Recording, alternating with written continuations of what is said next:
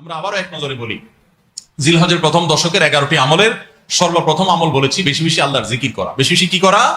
আল্লাহর জিকির করা। এই দিনগুলোতে, নির্দিষ্ট দিনগুলোতে আল্লাহর জিকির করবার নির্দেশ আল্লাহ তাআলা কোরআনে কারীমে সূরা তাওবায় করেছেন। দ্বিতীয় আমল বলেছি বেশি বেশি নেক আমল করা, কারণ এই দশকের নেক আমল আল্লাহর কাছে অন্য যে কোনো সময়ের নেক আমল ভালো কাজের চাইতে বেশি প্রিয়।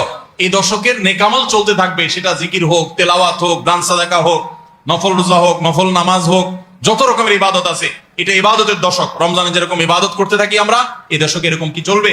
ইবাদত চলতে থাকবে।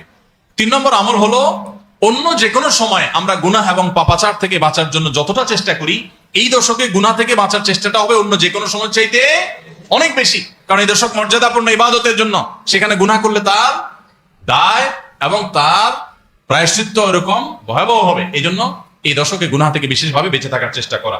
4 নম্বর আমল বলেছিলাম, যাদের আল্লাহ সামর্থ্য দিয়েছেন তারা হজ করবেন। 5 নম্বর আমল বলেছিলাম, যাদের আল্লাহ সামর্থ্য দিয়েছেন তারা কুরবানি করবেন। 6 নম্বর আমল বলেছিলাম, যারা কুরবানি করবেন, এমনকি বিভিন্ন হাদিস থেকে বোঝা যারা কুরবানি করবেন না তারাও, এমনকি বাচ্চাদেরকেও জিলহজের এই 10 দিন চুল নখ কাটা থেকে বিরত থাকবেন। চাঁদ ওঠার আগে করবেন আর কুরবানির পরে করবেন। কয় নম্বর আমল গেল? 6 নম্বর। 7 নম্বর আমল হলো, সাধারণভাবে এই 10 দিন রাত দিন যত বেশি পারেন উচ্চ স্বরে সরবে তাকবীর পাঠ করতে থাকবেন। আল্লাহু আকবার, আল্লাহু আকবার, লা ইলাহা ইল্লাল্লাহ, আল্লাহু আকবার, আল্লাহু আকবার, ওয়ালিল্লাহিল হামদ। কোন হাদিসে 3 বার তাকবীর আসছে শুরুতে, আল্লাহু আকবার, আল্লাহু আকবার, আল্লাহু আকবার, লা ইলাহা ইল্লাল্লাহ, আল্লাহু আকবার, আল্লাহু আকবার, আল্লাহু আকবার, ওয়ালিল্লাহিল হামদ। আর 8 নম্বর আমল হলো, এই তাকবীরটাই বিশেষ সময়ে, বিশেষ দিনে, বিশেষ সময়ে পড়া। সেটা কিভাবে?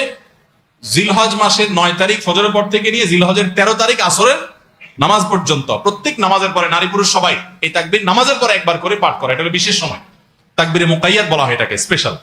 এটা 8 নম্বর আমল। 9 নম্বর আমল হলো, জিলহজের 1 থেকে 9 তারিখ পর্যন্ত এই সব দিনগুলোতে নফল রোজা রাখা মুস্তাহাব।